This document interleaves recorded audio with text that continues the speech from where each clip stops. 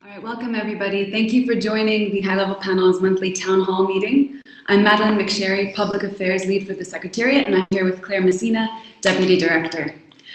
This month we're going to be doing something a little bit different. Let me go over to the agenda here.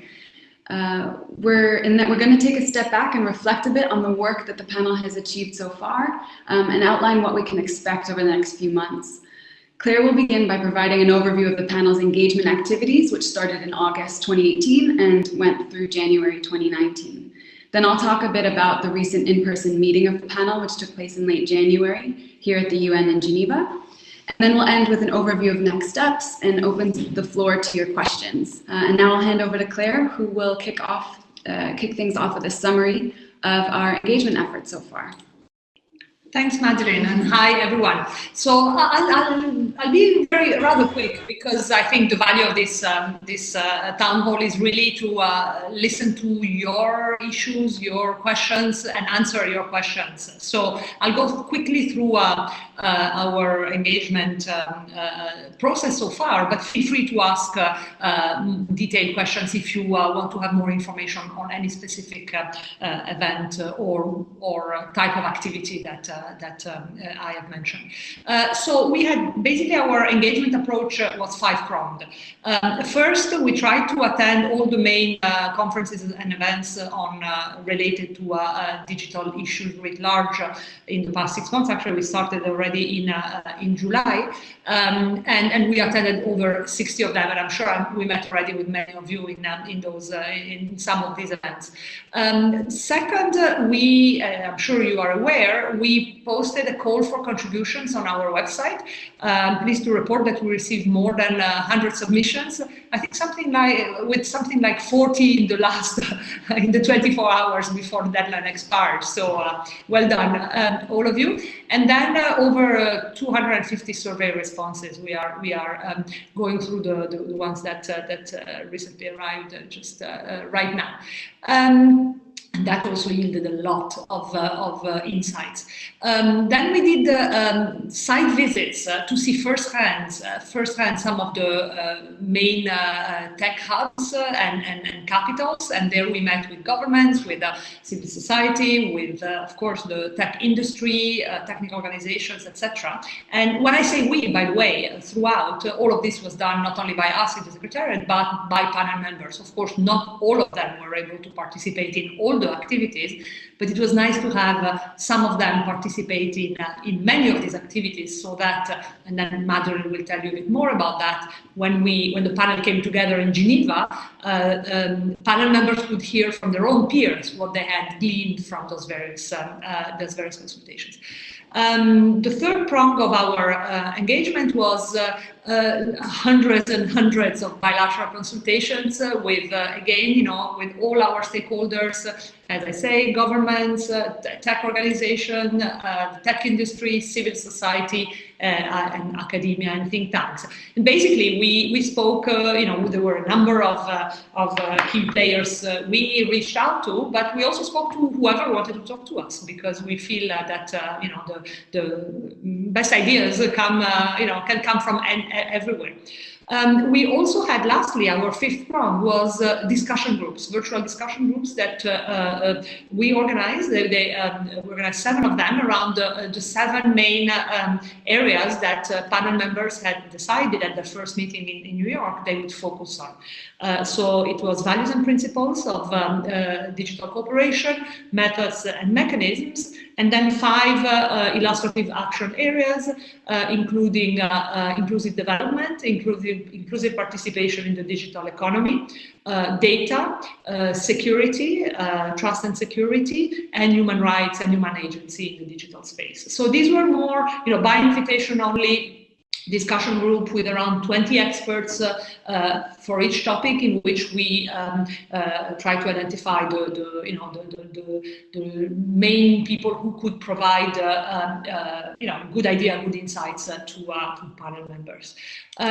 So in terms of, of course, as I'm sure you've read from what's on our website, a main concern for us was inclusiveness, being inclusive in our engagement process, and try to gather views and insights from and good experiences, good practices from all parts of the world.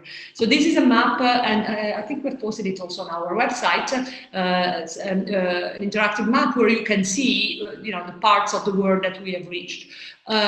This looks quite nice, although we ourselves, let me hasten to add that we ourselves are not happy as yet with our outreach to Africa. I think we all feel that we could have done more, and we want to do more. So stay tuned, there's going to be more for Africa, and also Latin America. We feel this is an area we haven't reached sufficiently. So we will endeavor to do better in the coming months. Now, in terms of stakeholder groups reached, you can see there is a good, through our events and consultations, we managed to get in touch with a reasonably balanced share of all our main stakeholder groups.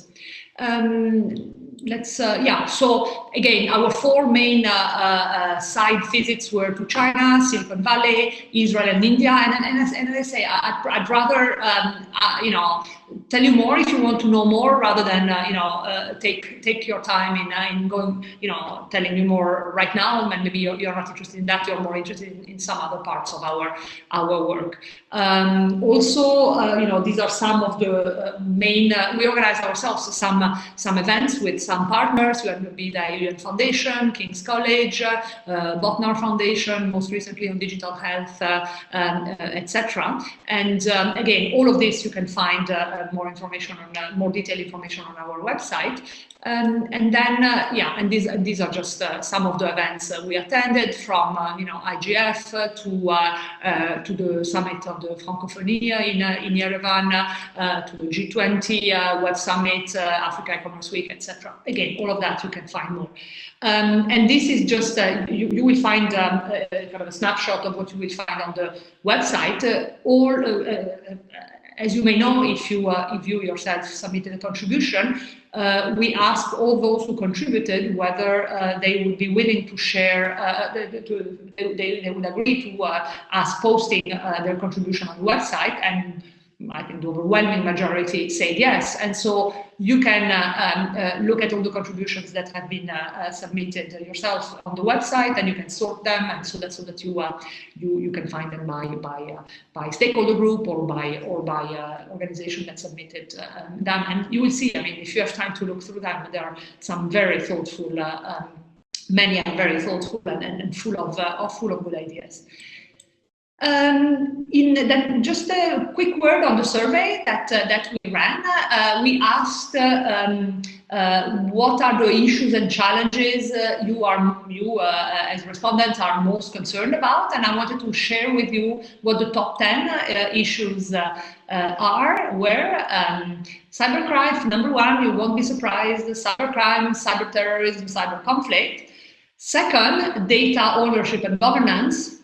Third, access to the internet and to digital technologies. Fourth, bias, transparency, and trust issues related to algorithm and AI.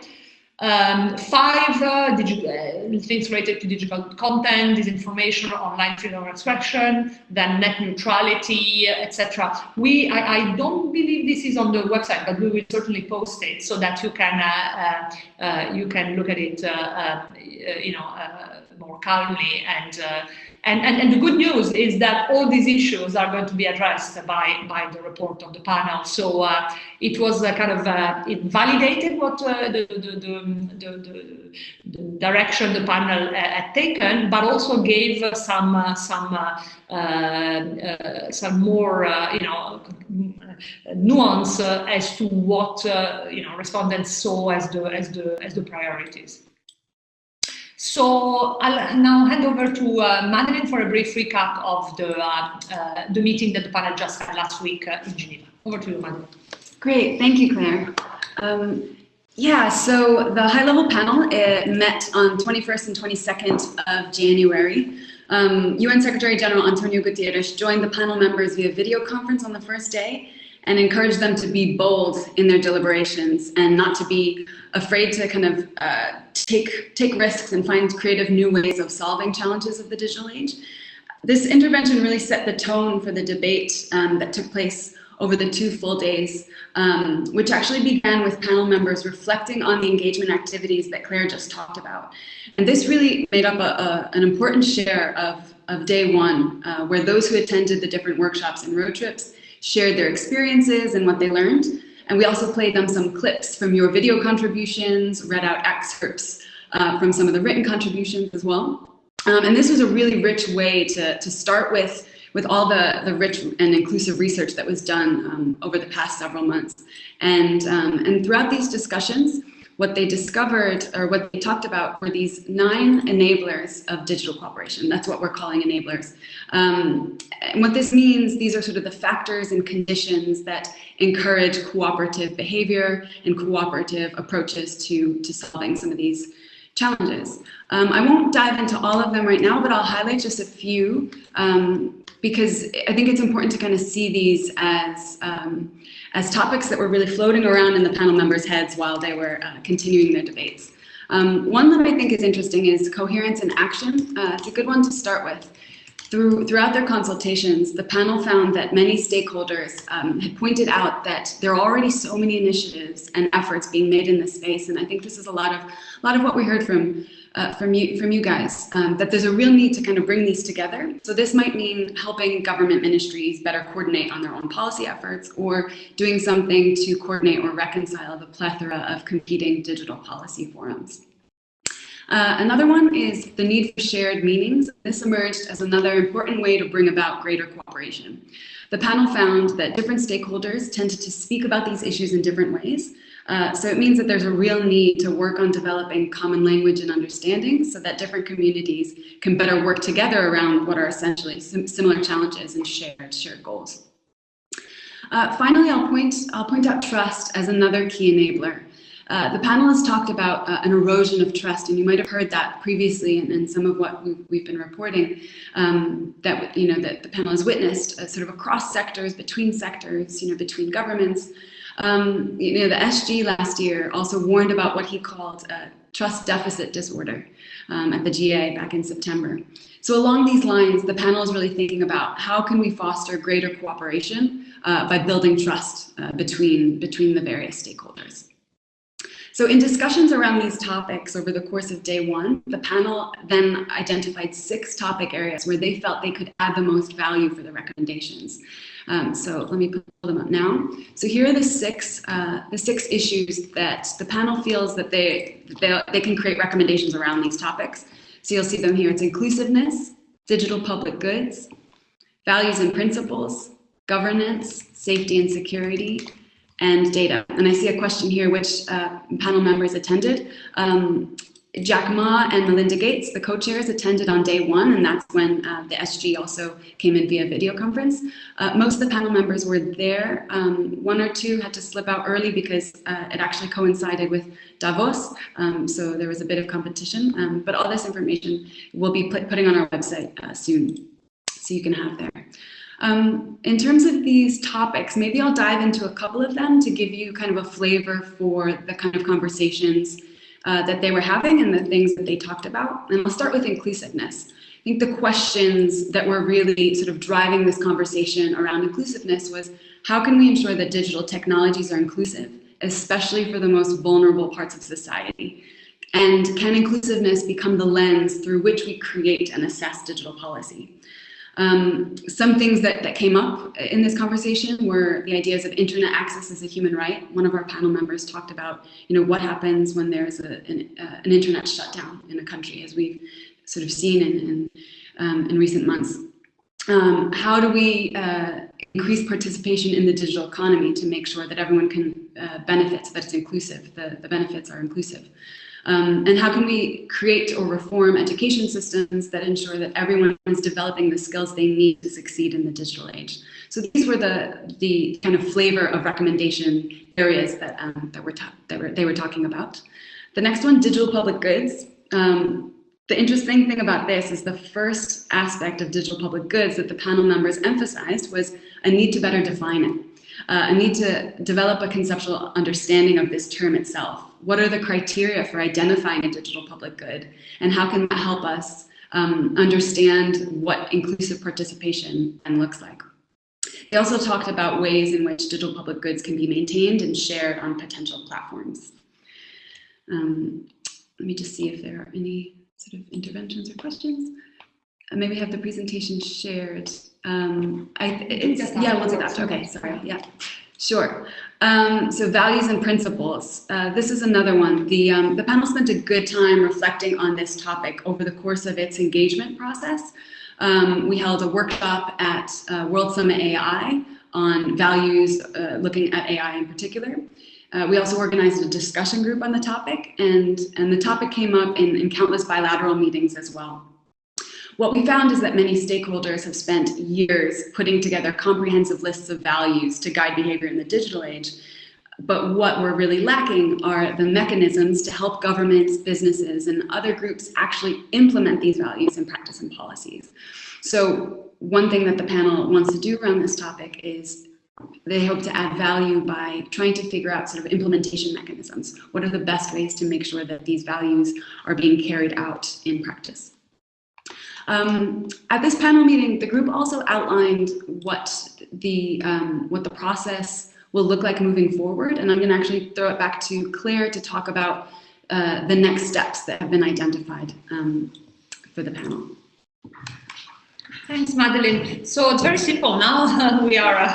We're in the writing phase. So Secretariat staff and panel members are busy putting together their thoughts. I mean, in the case of panel members and in the case of the Secretariat, everything that we have heard through the engagement phase.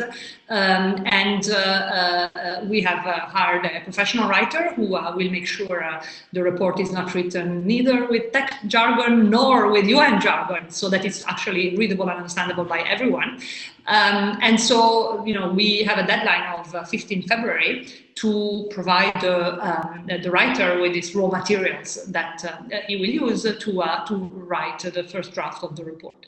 And, there are going to be several drafts that are going to be circulated among panel members before we finalize the report. And the report is due for publication end of May. I'm sure what you will ask, so I'm going to answer it up front, is whether the general public, you all will be able to see a draft of the report before it's issued. So it is not practice, the usual practice of high-level panels of the UN Secretary General to share drafts in advance. And this, I'm sure you will understand, is to preserve their independence. You can imagine what would happen if we shared a draft, then we would start getting lobbied, we panel members would start getting lobbied from left, right, and center for the panel to maybe tone down its language on certain issues or step up the language on other issues. And the whole idea of an independent panel who independently arrives at its conclusions would be lost. On the other hand, since we know very well that in this community, transparency is the rule of the game, and that's the standard you have been used to. We thought we would, look for a compromise, which would be that once the report, and most importantly, its recommendations, its key recommendations, are sufficiently well developed, we are going to do some road testing with some informal road testing with some stakeholders to make sure that we are on the right track. Hopefully, if we have listened carefully at what you all have been saying the past few months, we will not be, the panel will not be proposing things that are totally in another direction. But just to explain to you, because I'm sure this question we have been asked this question already, just to explain to you how the next months will unfold. What we will also be looking at is identifying potential implementation champions, because our objective is not only a good report, but it's actually a good report that is implemented. What's the point of having yet another UN report on a shelf, or on a digital shelf in this case?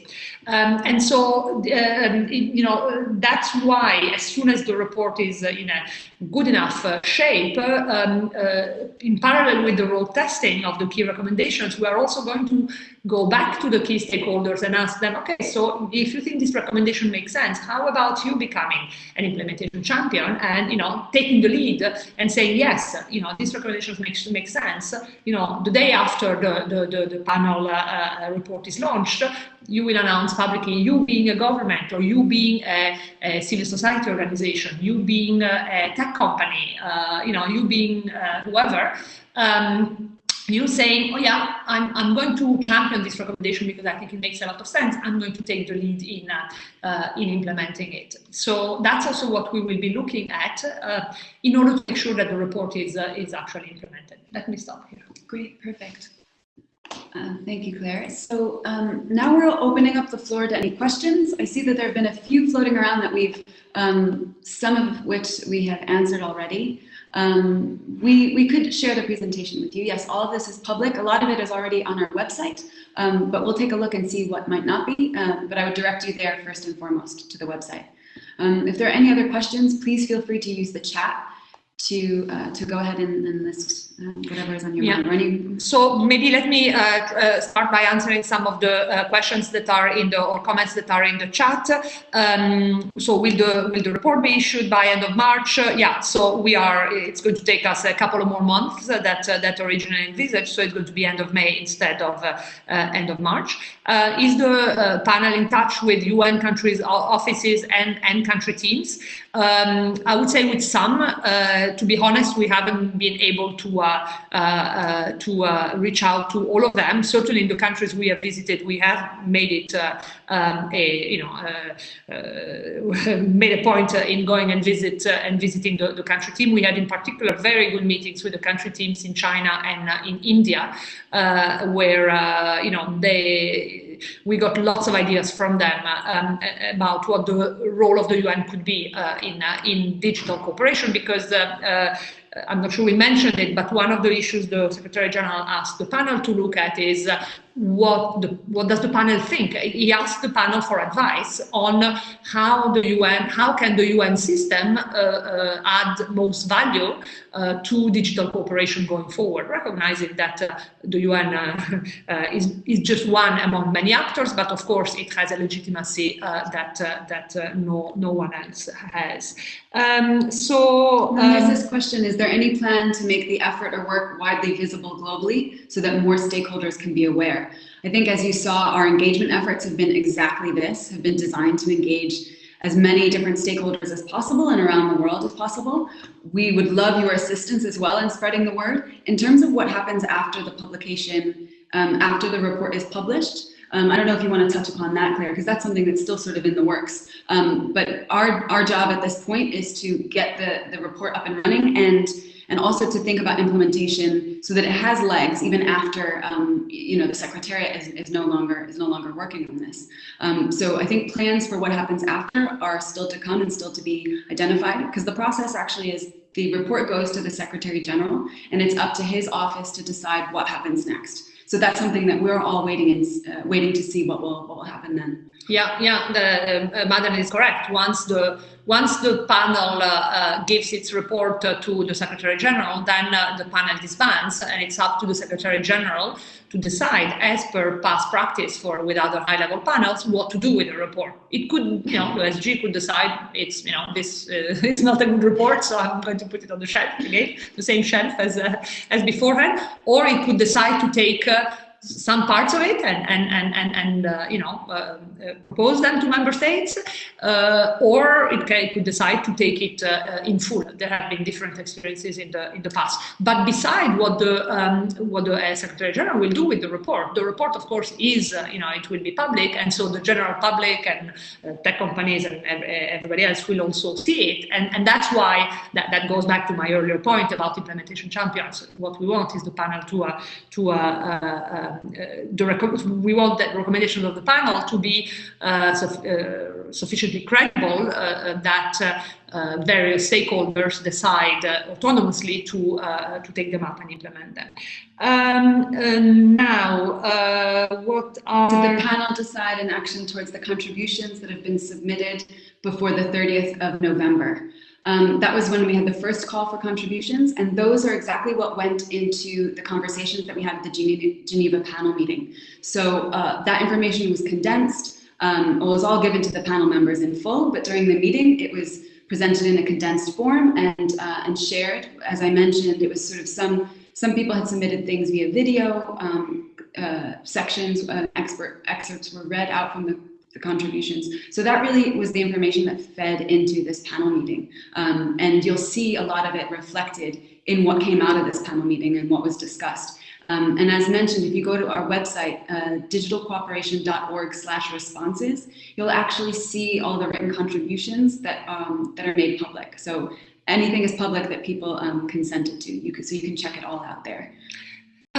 So a couple of more pointed questions. Has the publication on the public core of the internet been taken into consideration? Yes, absolutely. But I'll triple check with my colleagues. But I believe so. Still a triple check. What is the relation with the UN CEB survey? That probably is from a UN colleague. The CEB is a coordinating body of the UN system. As such, its remit is only within the UN. The panel's remit is much broader, and so. But as I said, one of the aspects that the panel will look at is what should be the role of the UN in this space. So, in a sense, these are part, and also, the CEB is as I say, it's a coordinating body, whereas the panel is an independent body, and so that also is, the positioning of the two initiatives is quite different. This being said, of course, everybody, both within the UN and outside, is asking itself the same questions vis-a-vis the respective role in digital cooperation. Thank you also for the suggestion that of Stampede as one partner that can take the lead in implementation. I see there's a question here about WEF Davos and digital cooperation. I'm happy to run with this one. So we've had rich collaboration with the forum since we got started. Back in September, we did a joint event with their global shapers. During our Silicon Valley trip, with the panel members who were there, Fadi Chehade, Vince Cerf, and members of our secretariat collaborated with their Center for the Fourth Industrial Revolution. And one of our co-directors, Amandeep Gill, was also a chair of the Values Council at Davos, and so attended. And we also had a rich collaboration, and there was a workshop that was held at Davos as well. So I think that's been something that there's been quite close collaboration between our group and WEF.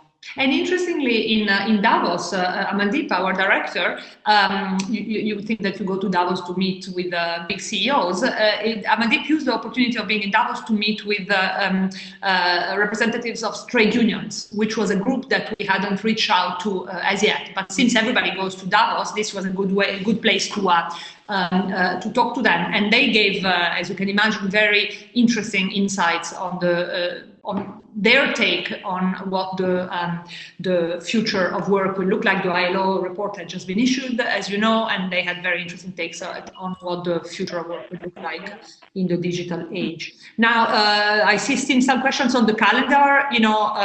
We just wanted to do a decent job. That's why we prolonged the issuance of the report by 2 months. And also, let's be honest, the panel is not the end of the story. The panel is the beginning of the story. The panel's report will launch, we hope, at least that's the hope of the Secretary General, a global conversation around how can the various stakeholders organize themselves together better, work together better to meet the challenges of today, digital age, but also of tomorrow, and most importantly, realize the potential of the digital transformation. So, it's not a matter of 1 month or 2 months. It's a matter of getting that conversation started. And and frankly, I mean, my personal opinion is that it will take years for an architecture of collaboration to fully take shape, because it's so complex that it will take time. So let me make sure we cover the other questions. You want to? Yeah, sure. Whereas the main part of the report being written, we are a virtual team through and through. So I will, while some of the Secretariat is based in New York, some of us are based here in Geneva. We've got panel members who are around the world. We've got our writer who's also remote. So we are a little microcosm of digital cooperation. So it's not being written in any place. All the panel members are contributing and sending their writing and inputs directly to the writer. So that is very distributed and very digital. Mm-hmm. We have another question here about our position on tech ambassadors, such as the one from Denmark. Mm-hmm. Very collaborative. We've met with Kasper Kling.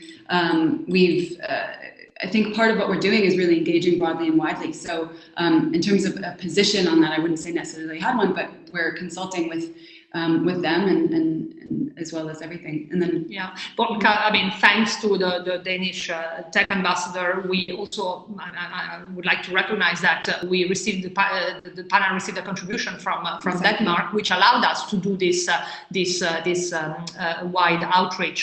So, but in addition to that, as Madeline was saying, the value of that in our interaction with them is that as you know, they are in that unique position. So they straddle they see and understand both the diplomatic and government community and the tech community, and so he has very interesting insights on both. They submitted a contribution to us.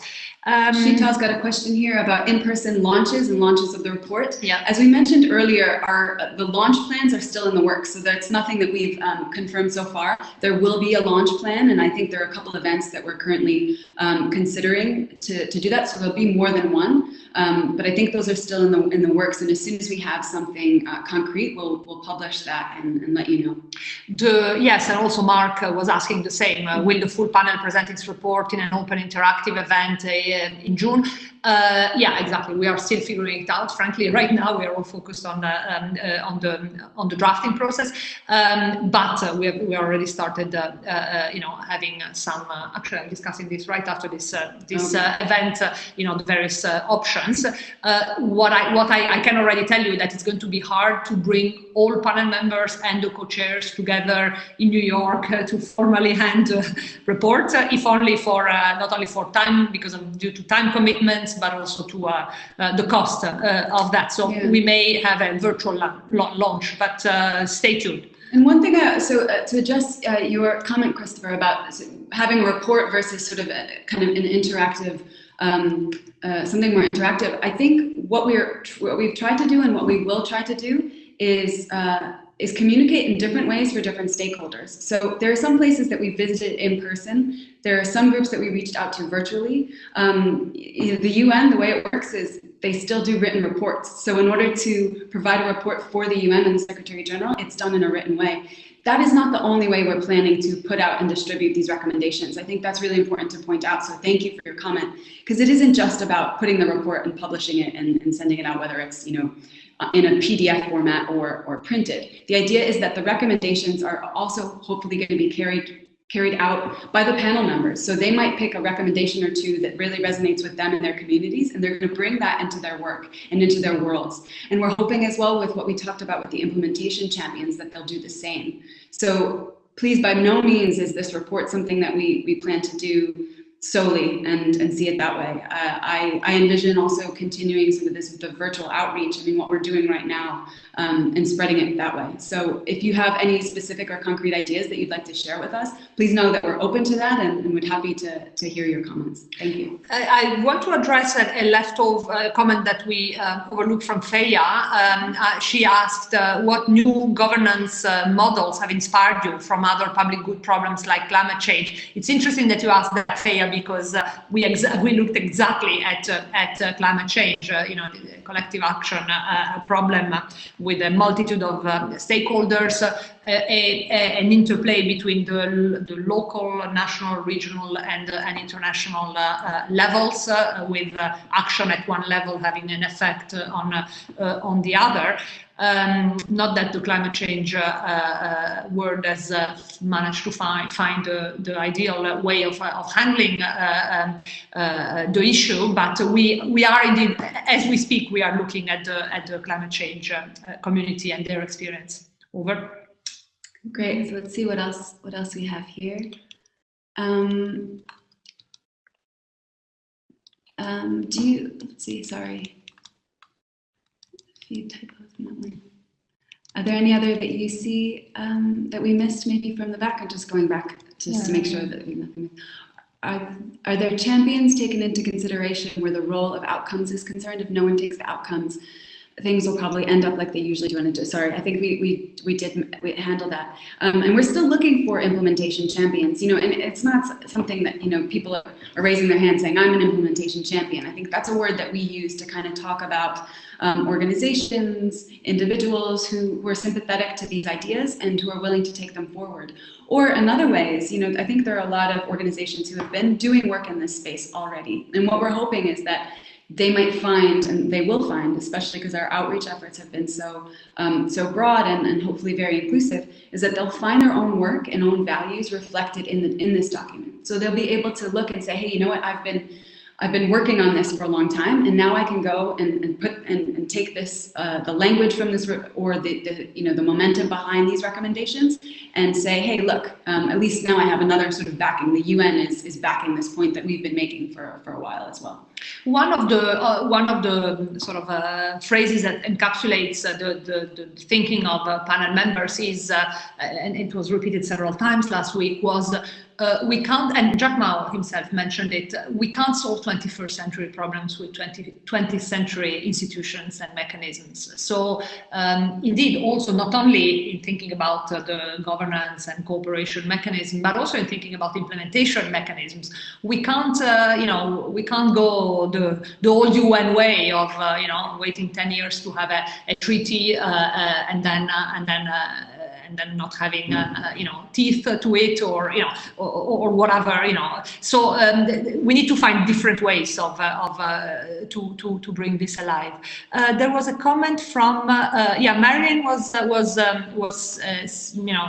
underscoring the fact that understanding the timeline is essential. So I hope we were clear, but drop us another line if you don't think that's the case. So the report will be issued will be finalized and printed by end of May. The launch date is still to be confirmed. Thank you for the comment. Yeah, maybe we could reach out to Eurodig Secretariat. Absolutely, I think that would be an interesting to reach out to them as well. Yeah. We attend the WSIS Forum and CSTD? Yes, that's in the plans. How does your work connect with the G20? That, again, is still not something that we've solidified by any means, but our team went to Salta. What was it? Was it the G8 meeting? No, it was the G20. Was it also the G20 in Salta? So that's a collaboration we'd still be interested in going and listening. How do we drop you a line? What is your contact point?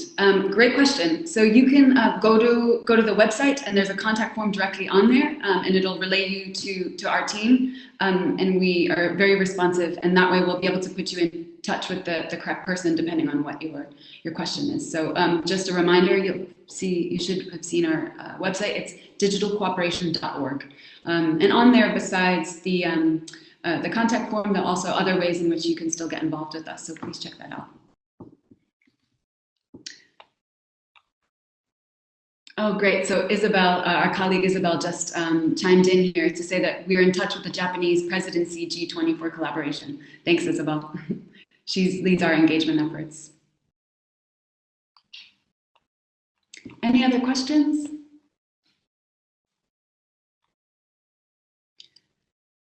What do you mean? So I see from Taivo, I hope the geographical digital evolution are taken into consideration. What do you mean by geographical digital evolution, Taivo? Can you... Yeah, feel free to elaborate your comment in there as well so that other people can see your thinking. Are there any that we missed?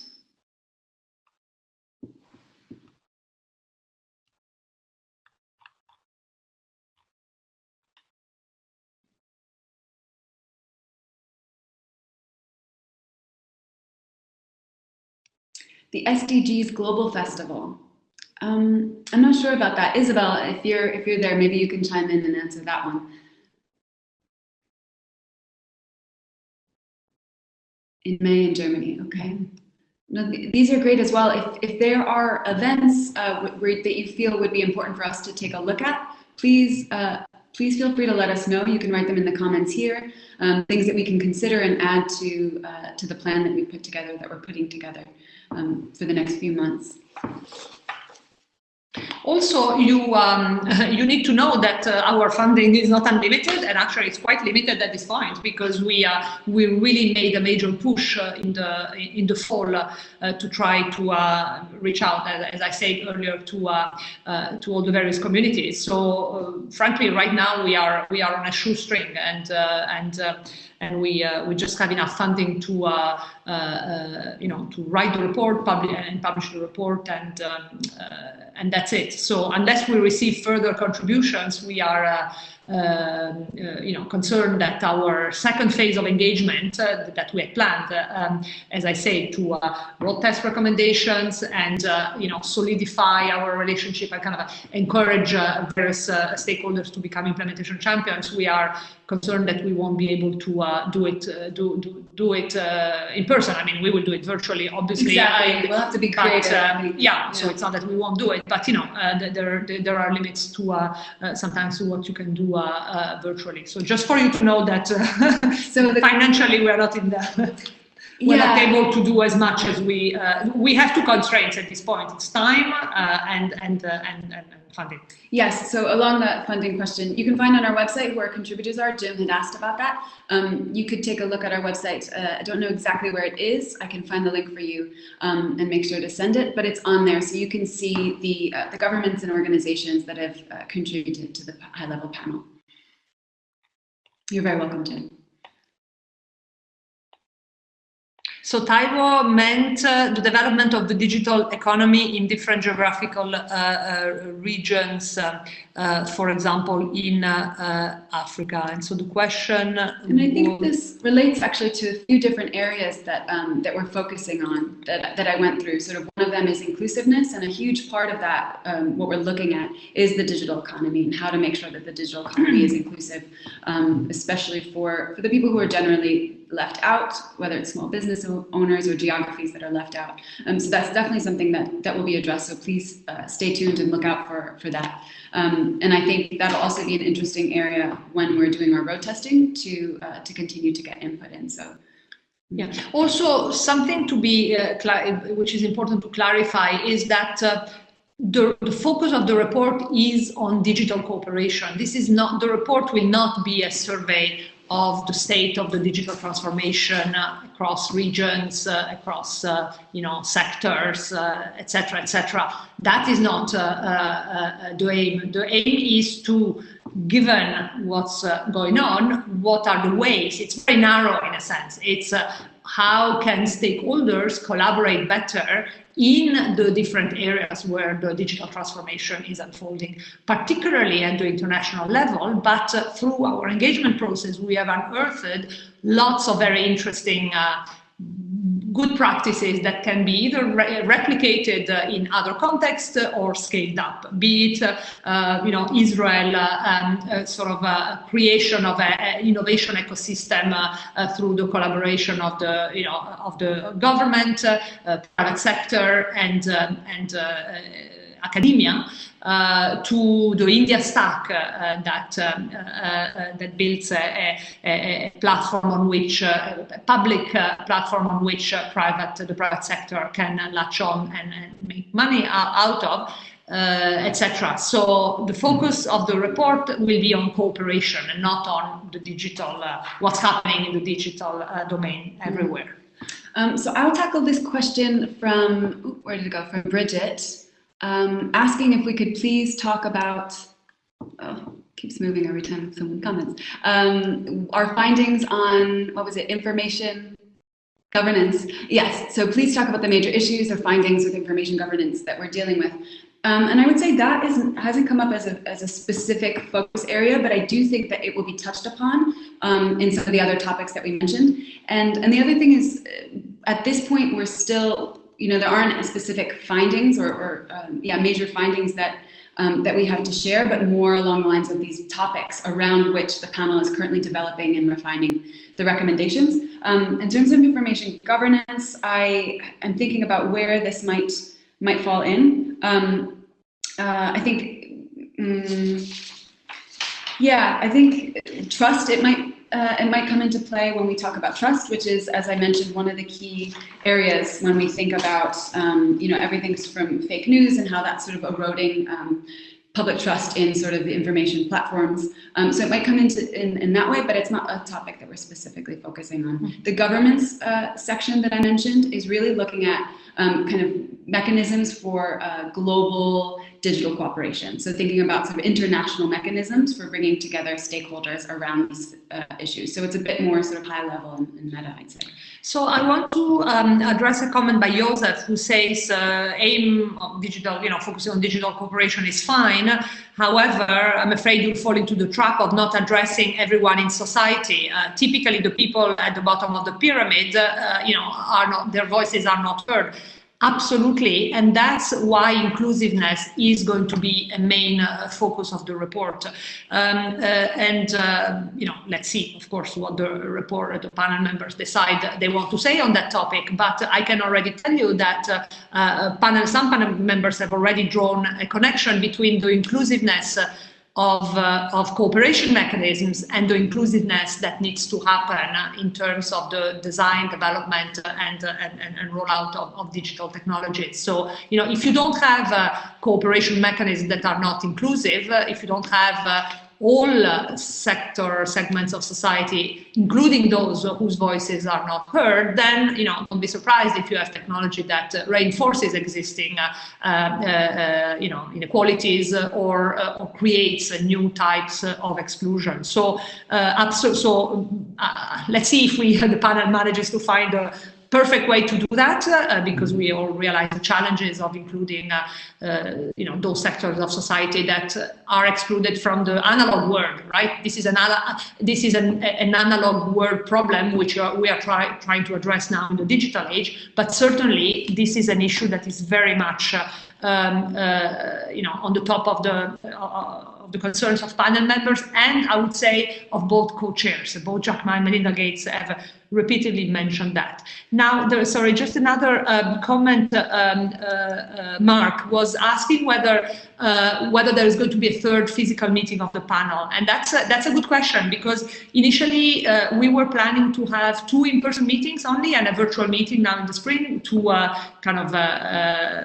do the final push and kind of hone in the recommendations. In Geneva, panel members realized that there is still a lot of work ahead in forging consensus around what the report should focus on, and it's no surprise because the panel itself is a microcosm of digital cooperation. These people come from very different walks of life. They've gelled very well as a team, but still, they've met physically only twice. So, long story short, I'm trying right now to find the funding, to be very honest, and the availability and a date to have a third in-person panel meeting. Should we not be able to have it in person, we will certainly have a third virtual panel meeting before the report is finalized. Mark also had another question. Is there a timing risk that the planning for the IGF in November Berlin will be too far advanced for the IGF to pick up consideration and implementation of some HLP recommendations?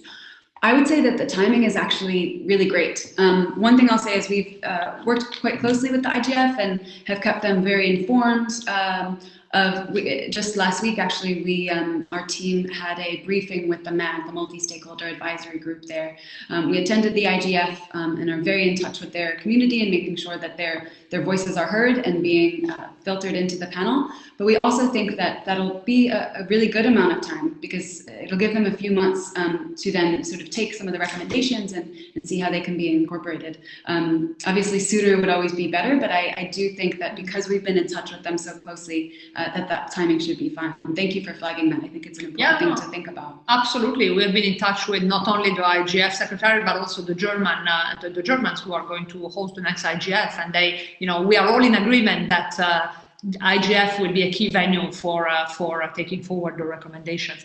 Asanka says that technology should be used and only used to advance humanity. Yeah, I mean that could be a good motto, for the panel. The panel, and I can tell you this is what the Secretary General had in mind when he it's one of the things he had in mind when he launched this panel. That's the whole point.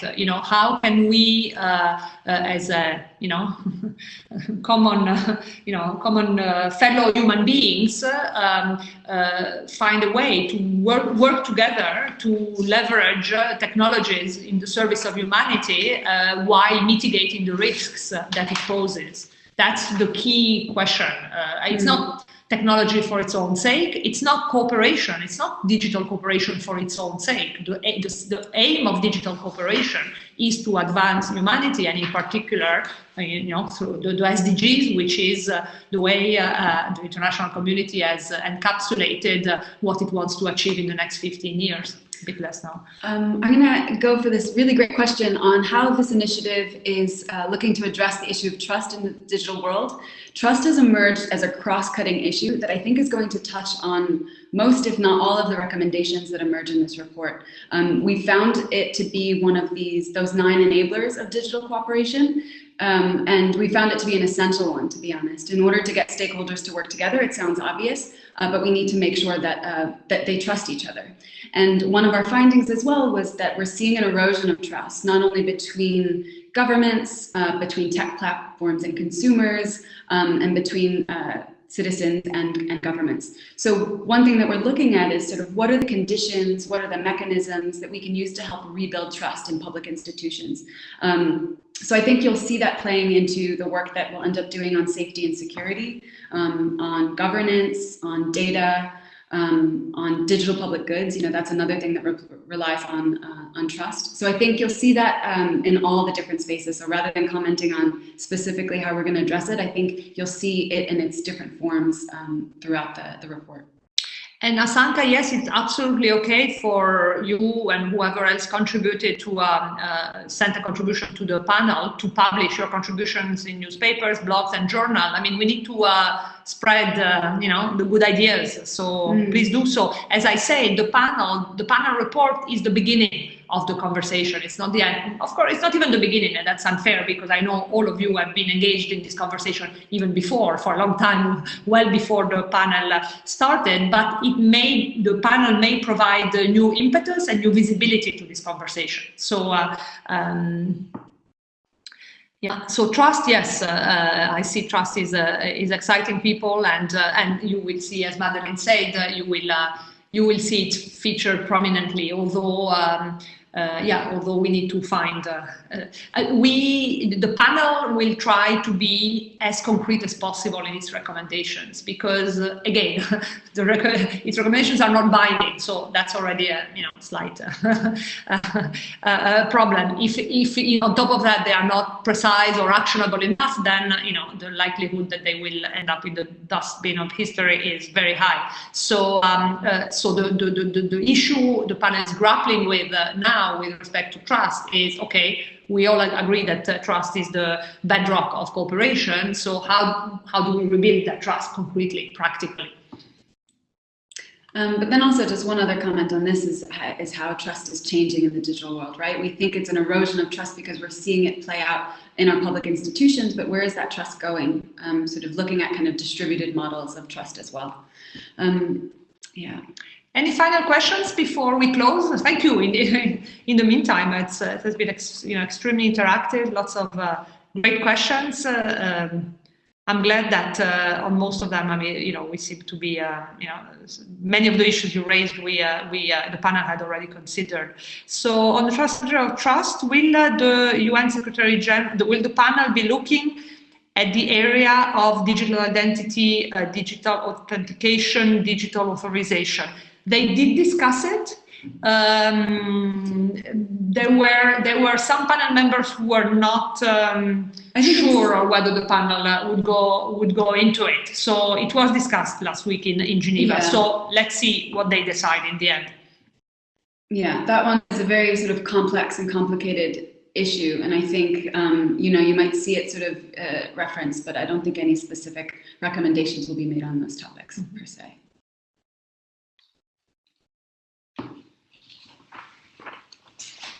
Great. If there are no final questions, we can probably close it from here.